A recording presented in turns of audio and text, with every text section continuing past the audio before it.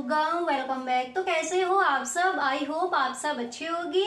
स्वागत है आप सभी का आपके अपने एसपी स्टडी यूट्यूब चैनल पर। तो गाइस, आज हम इस वीडियो में देखने वाले हैं, जैसा कि आपने कहा था कि साहित्य हिंदी का जो आपका मॉडल पेपर है उसका आपको फुल सॉल्यूशन चाहिए। जो आपकी सामान्य हिंदी है उसका हम मॉडल पेपर का फुल सॉल्यूशन दे चुके हैं। गाइस, अगर आपने वो वीडियो नहीं देखा है तो डिस्क्रिप्शन बॉक्स में लिंक गिवन है, वहां से आप देख सकते हो। ठीक है। और इसी तरह से जैसा कि आपने कहा था कि आपको ज्योग्राफी के जो आपके इंपॉर्टेंट क्वेश्चन है वो आपको बताए जाए, तो गाइस वो हम देखेंगे नेक्स्ट वीडियो में। जो भी आप कमेंट्स करते हो सारे कमेंट्स का रिप्लाई आपको मिलता है। तो गाइस, इस वीडियो को आप अपने सभी दोस्तों में एक बार शेयर जरूर करें, क्योंकि जैसा कि आपने बोला था कि आपको साहित्यिक हिंदी का जो आपका मॉडल पेपर है उसका आपको फुल सोल्यूशन चाहिए, तो उसके बारे में यहाँ पर हम डिस्कस करने वाले हैं। तो अगर गाइस आपको ये वीडियो अच्छा लगे तो आप इस वीडियो को एक लाइक कर दें और इस वीडियो को आप अपने सभी दोस्तों में एक बार शेयर जरूर करें। अगर इस बार का बोर्ड एग्जाम देने वाले हो, इस बार के बोर्ड एग्जाम में आपको 90+ स्कोर करना है, तो इस वीडियो को आपको एंड तक देखना है, क्योंकि हिंदी की जो पूरी तैयारी आपकी है इस वीडियो में आपको कराई जाएगी। तो चलिए बिना टाइम वेस्ट के वीडियो को स्टार्ट करते हैं।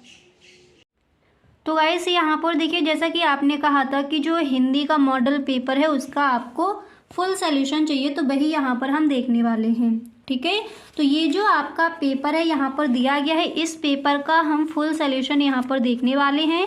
और ये जो आपका पेपर है, इस पेपर से इस बार कई सारे क्वेश्चंस आपके रखे जाएंगे, तो इसको हम पूरा हल करके यहाँ पर देखेंगे। तो गाइस, आपको ये वीडियो एंड तक देखना है, इस वीडियो को आप बिल्कुल भी स्किप ना करें। ठीक है। तो जिसके पास साहित्य हिंदी है उनके लिए वीडियो बहुत ही खास होने वाला है, क्योंकि साहित्य हिंदी में कौन कौन से ऐसे क्वेश्चन हैं जो इस बार के बोर्ड एग्जाम के लिए इम्पोर्टेंट हैं, उनको यहाँ पर हम देखने वाले हैं। ठीक है। तो चलिए स्टार्ट करते हैं। तो देखिए, यहाँ पर पहले हम देखेंगे, एक बार देख लीजिए, खंड खा में जो आपके पहले ऑब्जेक्टिव क्वेश्चन दिए जाते हैं पहले हम उनको देखेंगे। इसके बाद जो आपके सब्जेक्टिव क्वेश्चन होंगे उनको भी देखेंगे। ठीक है। तो जो पहले जो ऑब्जेक्टिव क्वेश्चन दिए जाते हैं उनको देख लेते हैं कि कौन कौन से ऐसे प्रश्न हैं जो इस बार के बोर्ड एग्जाम के लिए इम्पोर्टेंट हैं और क्या कौन कौन से क्वेश्चंस को आपको तैयार करना है। तो फर्स्ट यहाँ पर है कि साकेत के रचनाकार हैं, तो कौन है? जयशंकर प्रसाद, दिनकर जी हैं, या फिर मैथिली शरण गुप्त हैं, या फिर भगवती चरण वर्मा। तो साकेत के रचनाकार कौन है? और ये क्वेश्चन कई बार पूछा गया, तो हम सबको पता है कि जो साकेत के रचनाकार हैं वो है मैथिली शरण गुप्त, यानी ऑप्शन नंबर जो 3 है यही हो जाएगा आपका राइट ऑप्शन। क्लियर। तो इसके बाद यहाँ पर अगला प्रश्न आप कौन सा तैयार करोगे इसको देखते हैं। तो साकेत के रचनाकार कौन हो जाएंगे? मैथिली शरण गुप्त। इसके बाद नेक्स्ट है कि बिहारी सतसई किस काल की रचना है? तो किस काल की है? देखिए, ये जो आपके क्वेश्चंस हैं ये 5 गद्य से लिए जाते हैं और 5 लिए जाते हैं आपके पद्य से। तो पहले हमने यहाँ पर रखे हैं जो पद्य में आपके क्वेश्चन दिए जाते हैं वो, उसके बाद गद्य से जो आपके 5 क्वेश्चंस होंगे उनको भी आगे हम देखेंगे। ठीक है। तो यहाँ पर देखिए, नेक्स्ट है बिहारी सतसई किस काल की रचना है? तो पहले यहाँ पर हम ऑप्शन पढ़ लेते हैं। फर्स्ट है आदिकाल की, सेकंड है भक्ति काल की, एंड थर्ड है रीत काल की, 4 नंबर पर है आधुनिक काल की। तो बिहारी सतसई किस काल की रचना है? यहाँ पर जो आपका ऑप्शन नंबर 3 है यही हो जाएगा आपका राइट ऑप्शन, रीत काल की। क्लियर। और गाइस, जो भी क्वेश्चंस यहाँ पर आपको दिए जाए इन सारे प्रश्नों को साथ ही साथ आप लिखते चलिए। इसी के साथ नेक्स्ट क्वेश्चन आपको कौन सा तैयार करना है उसको देख लेते हैं। तो अगला प्रश्न यहाँ पर आप तैयार करोगे कि यशोधरा के रचनाकार हैं, कौन है? अयोध्या सिंह उपाध्याय हरिऔध जी हैं, या फिर मैथिली शरण गुप्त हैं, एंड थर्ड नंबर पर है सियाराम शरण गुप्त। इसके बाद नेक्स्ट है भारतेंदु हरिश्चंद्र। तो क्वेश्चन क्या था कि यशोधरा के रचनाकार हैं, तो हमें पता है यहाँ पर जो हमारा ऑप्शन नंबर 2 है वो हो जाएगा राइट ऑप्शन, मैथिली शरण गुप्त यशोधरा के रचनाकार हैं। क्लियर। इन प्रश्नों को यहीं पर आप याद करते चलिए, इस तरह से आपको वीडियो को देखना है। अब इसी तरह से नेक्स्ट भी देख लेते हैं। अगला प्रश्न आप कौन सा तैयार करोगे? तो यहाँ पर आप देख सकते हो नेक्स्ट क्वेश्चन आपको तैयार करना है, नीर का निर्माण फिर के रचनाकार हैं, तो कौन है? यहाँ पर फर्स्ट नंबर पर है अगेजी, सेकंड नंबर पर है Jainendra Kumar and third number पर है Harivansh Rai Bachchan and fourth number पर है महादेवी वर्मा। तो नीर का निर्माण फिर के रचनाकार कौन है? हमें पता है कि हरिवंश राय बच्चन नीर का निर्माण जो है उसके रचनाकार हैं और ये क्वेश्चन कई बार पूछा गया है। ठीक है, तो सही ढंग से आई होप आपको क्लियर हो गया होगा। नीर का निर्माण फिर के रचनाकार कौन है? हरिवंश राय बच्चन। क्लियर। अब देखिए इसके बाद अगला प्रश्न आप कौन सा तैयार करोगे उसको देखते हैं। और इसी के साथ अब देखिए यहाँ पर देखिए जो आपका नेक्स्ट क्वेश्चन है तो वो आपको कौन सा तैयार करना है उसको देख लेते हैं। उसके बाद अगला प्रश्न कौन सा तैयार करोगे उस पर डिस्कस करेंगे। तो नेक्स्ट है कि छायावाद काल की अवधि समय है। ठीक है, तो कितना है? सन 1868 से 1900 एंड खा नंबर पर है सन 1948 से 1968 एंड गा नंबर पर है सन 1919 से 1900 एंड यहाँ पर गा नंबर पर है सन 1919 से 1938। ठीक है, एंड घा नंबर पर ऑप्शन है सन 1943 से 1958।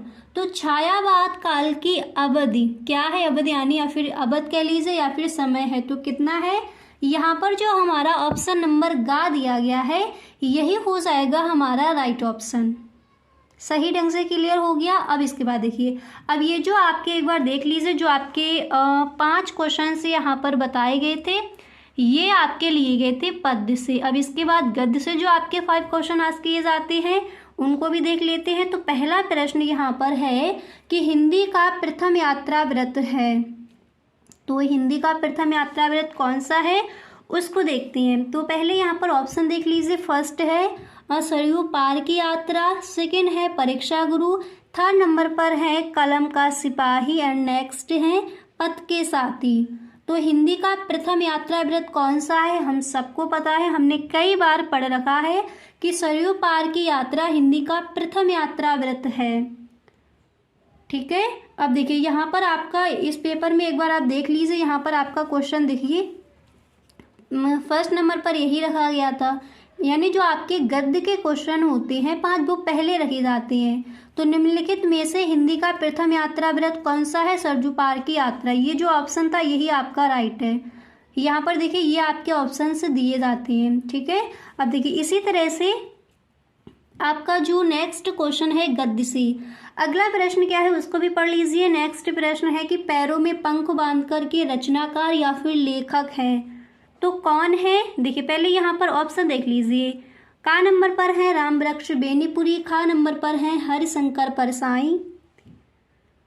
इसी तरह से यहाँ पर आप देख सकते हो गा नंबर पर है शिव सागर मिश्र एंड घा नंबर पर है धर्मवीर भारती। तो पैरों में पंख बांधकर के रचनाकार कौन हो जाएंगे? राम वृक्ष बेनीपुरी। यानी का नंबर पर जो आपका ऑप्शन दिया गया है यही हो जाएगा आपका राइट ऑप्शन। अब इसी तरह से यहाँ पर कुछ और भी आपके प्रश्न हैं उनको भी देख लेते हैं। तो देखिए नेक्स्ट जो आपका क्वेश्चन है तो क्या दिया गया है उसको पढ़ लीजिए। अगला प्रश्न यहाँ पर दिया गया है कि मेरी यूरोप यात्रा किसकी रचना है। यहाँ पर देखिए गाइस जो आपके ये 10 क्वेश्चंस दिए जाते हैं यानी जो आपकी रचनाएं पूछी जाती हैं तो वही क्वेश्चंस यहाँ पर रखे गए हैं जो इस बार के बोर्ड एग्जाम के लिए इम्पोर्टेंट हैं। ठीक है, तो इन सारे प्रश्नों को आप साथ ही साथ तैयार कर लीजिए। मेरी यूरोप यात्रा किसकी रचना है? का नंबर पर है भगवत शरण उपाध्याय, खा नंबर पर है राहुल सांकृत्यायन एंड गा नंबर पर है गणेश नारायण सोनामी, घा नंबर पर है राम वृक्ष बेनीपुरी। तो मेरी यूरोप यात्रा किसकी रचना है हमें पता है। खा नंबर पर जो ऑप्शन है यही हो जाएगा हमारा राइट ऑप्शन राहुल सांकृत्यायन। इसके बाद नेक्स्ट यहाँ पर आप देख सकते हो जो आपका अगला प्रश्न है वो क्या दिया गया है। तो नेक्स्ट क्वेश्चन है कि द्विवेदी युग की प्रमुख पत्रिका है तो कौन सी है? हिंदी प्रदीप एंड खा नंबर पर है ब्राह्मण, गा नंबर पर है आनंद कादम्बिनी एंड घा नंबर पर है इंदु। तो द्विवेदी युग की जो प्रमुख पत्रिका है वो है यहाँ पर जो आपका घा नंबर पर ऑप्शन है यही हो जाएगा राइट ऑप्शन। ठीक है, इसी तरह से नेक्स्ट प्रश्न भी पढ़ लीजिए। अगला प्रश्न आपका दिया गया है कि बाबू गुलाब राय की आत्मकथा है तो कौन सी है? का नंबर पर है कुछ आप बीती कुछ जग बीती। खा नंबर पर ऑप्शन है मेरी जीवन प्रवाह। गा नंबर पर है मेरी असफलताएं एंड घा नंबर पर है अपनी खबर।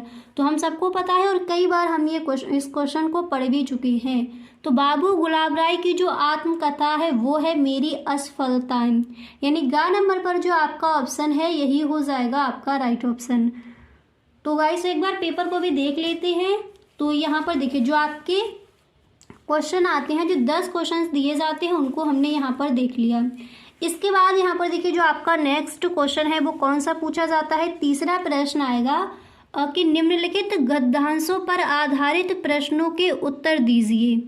यानी दो आपको गद्यांश दे दिए जाएंगे अथवा में दिया जाएगा एक, तो एक का आपको चूज करके जिसकी आपको एकदम सही ढंग से जो उससे रिलेटेड आपके क्वेश्चंस आएंगे उन क्वेश्चंस के आंसर आपको सही ढंग से समझ आ जाए, यानी जैसे आपको ये लगे कि इसके जो क्वेश्चंस हैं इनके आंसर हम सही ढंग से दे सकते हैं और ये जो आपका क्वेश्चन होता है रेखांकित अंश की व्याख्या, ये आप सही ढंग से कर पाओ उसी को आपको चूज करके वहाँ पर लिखना है।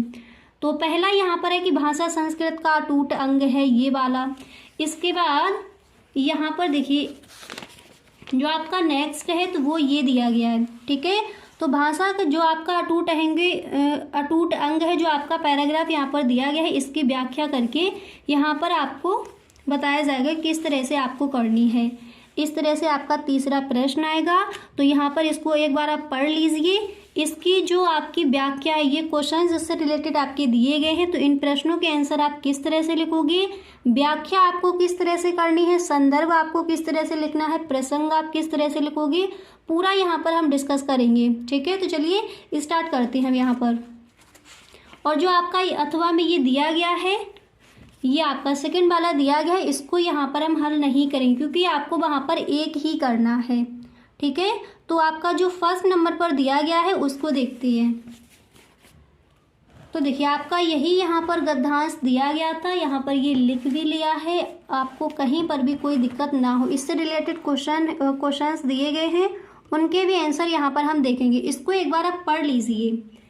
दिया गया है कि भाषा संस्कृत का एक अटूट अंग है, संस्कृत परंपरा से निषूद होने पर भी परिवर्तनशील और गतिशील है, उसकी गति विज्ञान की प्रगति के साथ जोड़ी जाती है, वैज्ञानिक आविष्कारों के प्रभाव के कारण अद्भुत नई सांस्कृतिक हलचलों को शाब्दिक अर्थ देने के लिए भाषा के परंपरागत प्रयोग पर्याप्त नहीं है, इसके लिए नए प्रयोगों की नई भाव योजनाओं को व्यक्त करने के लिए नए शब्दों की खोज की महती आवश्यकता है।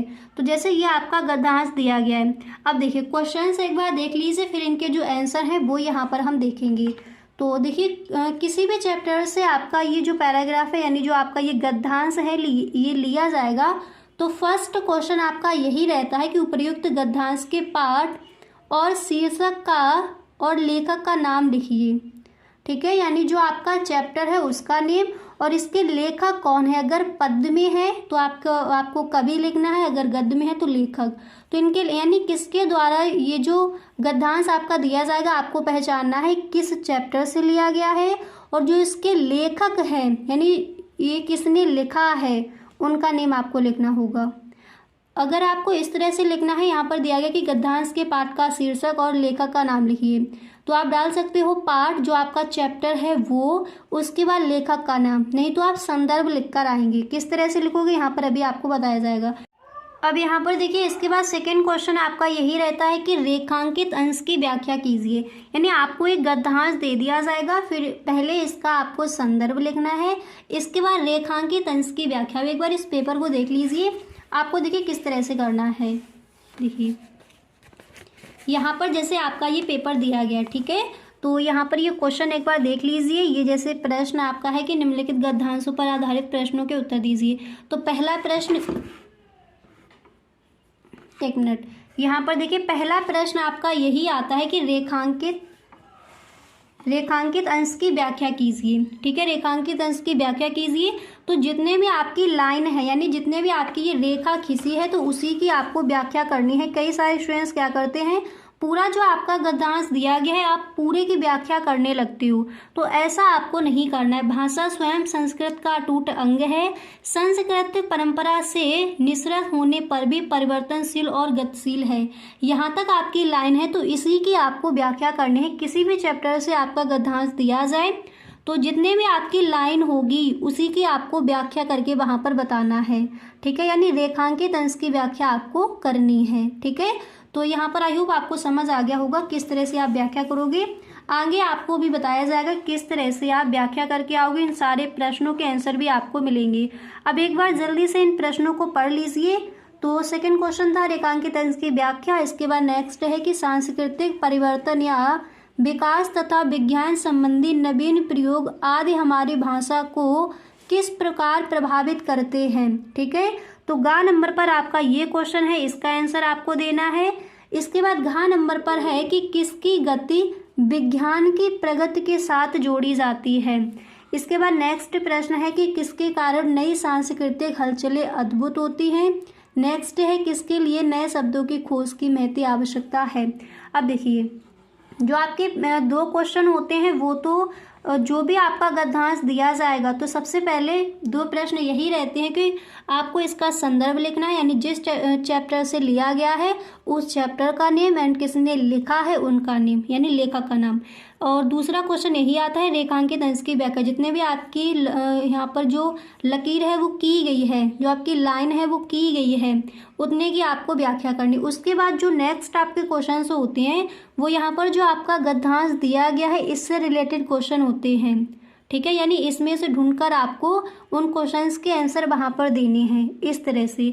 अब चलिए पहला प्रश्न क्या था, तो चलिए इसका आंसर देखते हैं। का नंबर पर इसका आंसर आप किस तरह से लिख कर आओगे। अब यहाँ पर देख लीजिए पहला प्रश्न आपका क्या दिया गया है कि उपर्युक्त गद्यांश के पाठ का शीर्षक एवं लेखक का नाम लिखिए, यानी आपको लिखना होता है संदर्भ। तो आप किस तरह से लिखोगे, देखिए यहाँ पर पहले आपको हेडिंग डालनी है संदर्भ। देखिए यहाँ पर आप हेडिंग डालोगे फर्स्ट संदर्भ, ठीक है, और नीचे आपको ब्लैक स्केच की हेल्प से लाइन कर देनी है। उसके बाद आप इस तरह से लिखोगे कि प्रस्तुत गद्यांश, यानी गद्य का अगर लिखते हो तो गद्यांश लिखोगे। पद में जो आपका दिया जाएगा पद्यांश, जब उसका संदर्भ आप लिखो तो वहाँ यहाँ पर लिखोगे पद्यांश। तो ये गद्य से है तो प्रस्तुत गद्यांश सुप्रसिद्ध समालोचक और निबंधकार प्रोफेसर जी सुंदर रेड्डी, जिसने भी लिखा है। जब आप लेखक का नाम लिखोगे तो वो आपको ब्लैक पेन से ही लिखना है अगर आपको सही नाम पता है।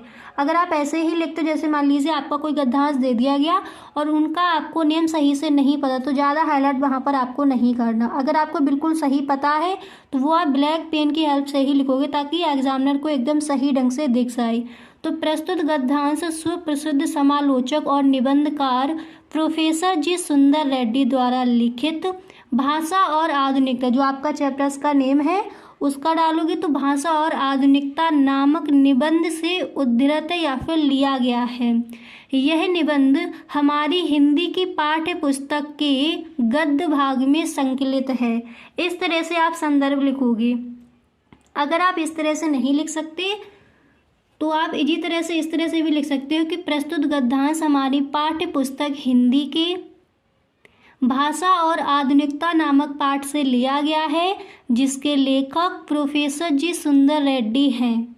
इस तरह से आप लिख सकते हो, ठीक है। तो संदर्भ इस तरह से लिखोगे। इसके बाद आपका यहाँ पर नेक्स्ट क्वेश्चन क्या है उसको देखिए। अगला प्रश्न दिया गया है कि रेखांकित अंश की व्याख्या कीजिए, यानी जब आप व्याख्या करोगे तो उससे पहले आपको लिखना होगा प्रसंग। प्रसंग क्या होता है, जैसे आपका गद्यांश दिया गया है, ठीक है।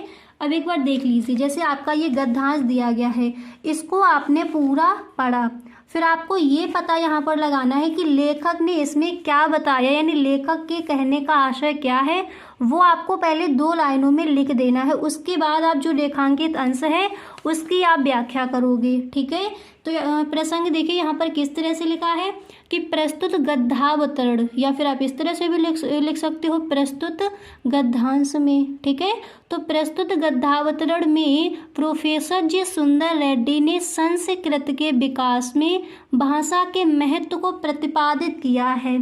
आप पूरा जब उसको जो आपका गद्यांश दिया गया है उसको आप पूरा पढ़ोगे तो आपको समझ आ जाएगा कि लेखक इसमें क्या बताना चाह रहा है, और वही आपको प्रसंग में 2 लाइनों में पहले लिख देना है। ये होता है प्रसंग। जब आप व्याख्या करोगे तो पहले आप प्रसंग लिखोगे। उसके बाद इसकी व्याख्या आपको किस तरह से करनी है, रेखांकित अंश की व्याख्या सिर्फ आपको करनी है। ठीक है, तो यहाँ पर देखिए किस तरह से करोगे कि प्रोफेसर जी सुंदर रेड्डी कहते हैं कि भाषा का अभिन्न अंग है, भाषा संस्कृति का अभिन्न अंग है, क्योंकि संस्कृत की अभिव्यक्ति का माध्यम भाषा ही है। संस्कृत की रचना और विकास परंपराओं के द्वारा होता है। परंपराएं क्योंकि परिवर्तनशील होती हैं, इसलिए संस्कृत भी कभी एक जैसी नहीं रहती। ठीक है, इतना लिखने के बाद कभी एक जैसी नहीं रहती, इतना लिखने के बाद फिर यहाँ पर आप लिखोगे वह भी परंपराओं की तरह बदलती रहती है। इस रूप में हम कह सकते हैं कि संस्कृत गतिशील होती है। तो यहाँ पर देखिए जो आपका रेखांकित अंश था उसकी व्याख्या यहाँ पर आपने कर दी कि भाषा स्वयं संस्कृत का अटूट अंग है। संस्कृत परंपरा के निःसृत होने पर भी परिवर्तनशील और गतिशील है। ठीक है, तो यहाँ तक आपने व्याख्या कर दी। अब इसके बाद देखिए यहाँ पर जो क्वेश्चंस आपके दिए गए थे उनके आंसर। तो नेक्स्ट क्वेश्चन क्या था कि सांस्कृतिक हलचलों के लिए क्या पर्याप्त है, क्या पर्याप्त नहीं है। तो देखिए इस प्रश्न का आंसर हम इस तरह से लिखेंगे। एक बार जो आपके क्वेश्चंस यहाँ पर दिए गए थे उनको पढ़ लीजिए, फिर आपका जो आंसर है आप किस तरह से लिखोगे उसको देखते हैं। तो देखिए आपका प्रश्न यहाँ पर क्या दिया गया था ग नंबर पर। तो क्वेश्चन था कि सांस्कृतिक परिवर्तन या विकास तथा विज्ञान संबंधी नवीन प्रयोग आदि हमारी भाषा को किस प्रकार प्रभावित करते हैं। इसके बाद नेक्स्ट क्वेश्चन आपका ये था। अब चलिए देखते हैं कि इसका आंसर आप किस तरह से लिखोगे। ठीक है, जो आपका प्रश्न यहाँ पर दिया गया है इस प्रश्न का आंसर आपको किस तरह से लिखना है उसको देख लीजिए। तो देखिए आपका जो ग नंबर पर क्वेश्चन था इसका आंसर आप इस तरह से लिख कर आओगे कि हमें विज्ञान की नवीन प्रयोगों और जीवन में आए बदलावों को व्यक्त करने के लिए नवीन शब्दों की खोज करनी पड़ती है अथवा उसके लक्षण के अनुरूप नवीन शब्दों का सृजन करना पड़ता है। इस प्रकार सांस्कृतिक परिवर्तन या विकास तथा विज्ञान संबंधी नवीन प्रयोग आदि हमारी भाषा को प्रभावित करते हैं। तो इस तरह से आप लिखोगे। इसके बाद जो आपका नेक्स्ट क्वेश्चन था उसका आंसर यहाँ पर आप इस तरह से लिखोगे कि संस्कृत की गति विज्ञान की प्रगति के साथ जोड़ी जाती है। क्वेश्चन होगा कि संस्कृत की गति किसके साथ जोड़ी जाती है, तो आप आंसर में लिखोगे कि संस्कृत की गति विज्ञान की प्रगति के साथ जोड़ी जाती है। इसके बाद नेक्स्ट यहाँ पर है, नेक्स्ट जो आपका क्वेश्चन था उसका आंसर आप इस तरह से लिखोगे कि वैज्ञानिक आविष्कारों के प्रभाव के कारण नई सांस्कृतिक हलचलें अद्भुत होती हैं। इसके बाद अगला प्रश्न जो आपका है इसका आंसर यहाँ पर दिया गया है कि सांस्कृतिक हलचलें भाषा के परंपरागत प्रयोग के लिए पर्याप्त नहीं है। क्वेश्चन क्या था कि सांस्कृतिक हलचलों के लिए क्या पर्याप्त नहीं है, तो आप लिखोगे सांस्कृतिक हलचलें भाषा के परंपरागत प्रयोग के लिए पर्याप्त नहीं है। इसके बाद नेक्स्ट क्वेश्चन है, अगला जो आपका प्रश्न होगा इसका आंसर आप इस तरह से लिखोगे कि नए प्रयोगों की नई भाव योजनाओं को व्यक्त करने के लिए नए शब्दों की खोज महती आवश्यकता है। तो इस तरह से जो आपके क्वेश्चंस थे उनके आंसर आप इस तरह से लिख कर आओगे। तो यहाँ तक आपको एकदम अच्छे से समझ आ गया। इसके बाद यहाँ पर देखिए एक बार पेपर को देखते हैं कि नेक्स्ट क्वेश्चन आपको कौन सा तैयार करना है। तो यहाँ पर देखिए ये जो आपका पेपर है इसमें अगला प्रश्न आपका ये पूछा जाएगा। अब देखिए यह हो गया आपका अथवा में ये वाला। अब इसके बाद देखिए चौथा क्वेश्चन आएगा कि निम्नलिखित पद्यांशों पर आधारित प्रश्नों के उत्तर दीजिए। जिस तरह से आपका गद्यांश दिया गया था उसी तरह से आपका एक पद्यांश दिया जाएगा। किसी भी चैप्टर से आपका लिया जा सकता है। फिर उसके बाद यहाँ पर आपको करना क्या है, आपको ये जो दिए गए हैं इनके क्वेश्चंस इनके आपको आंसर लिखने हैं। ठीक है, तो गाइस आज के लिए बस इतना ही। अब जो आपका पेपर यहाँ पर रह गया है वो हम देखेंगे नेक्स्ट क्लास में। ठीक है, तो गाइस आज के लिए बस इतना ही। मिलते हैं नेक्स्ट वीडियो में। अगर सच में आपको ये वीडियो अच्छा लगा है तो आप इस वीडियो को एक लाइक कर दें और अपने सभी दोस्तों में एक बार वीडियो को आप शेयर ज़रूर करें। Okay, thank you so much.